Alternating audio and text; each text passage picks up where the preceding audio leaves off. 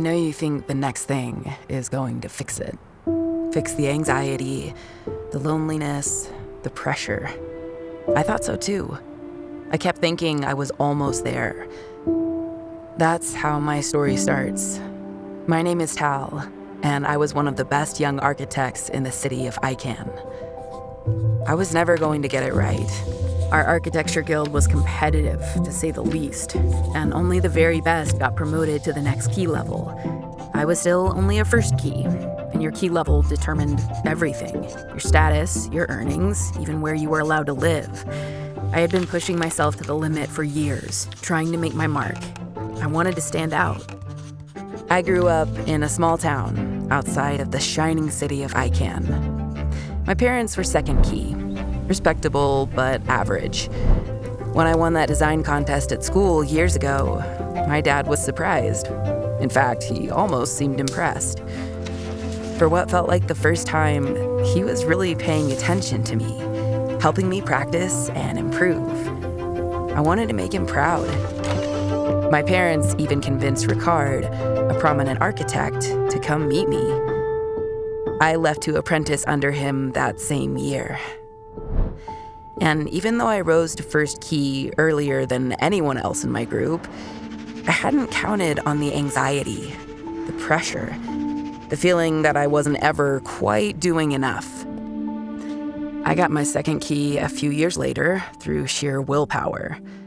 I thought that rising to my parents' level would feel better, enough. But as soon as I got that second key, I realized that third key was what I really wanted. I did everything I could to get there. But no matter how hard I pushed, it was always just out of reach. The panic attacks got worse, even though I pretended like I was fine when I was around everyone else.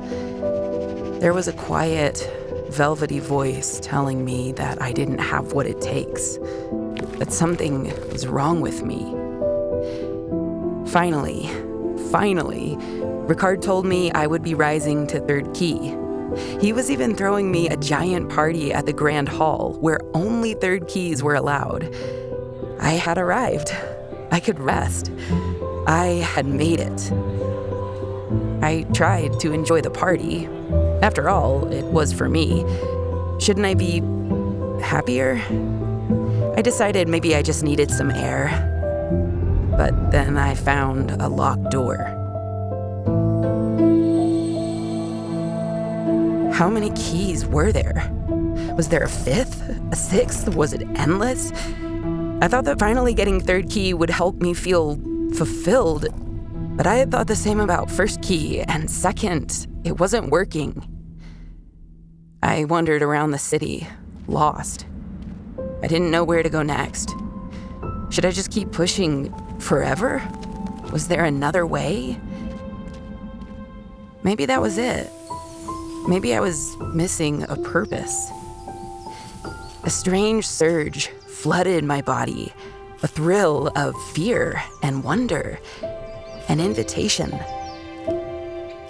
The forest path opened to a bustling bazaar. People called out to me, telling me about the different ways they could give me purpose. So many choices. What did I want my purpose to be? Where did I really belong? So many of them sounded exciting or impressive. I just wasn't sure which one really fit me. Eventually, I came to a booth set back, close to the river. His booth was simple, less impressive than the others. But there was an unmistakable draw to him. The path. Who are you missing?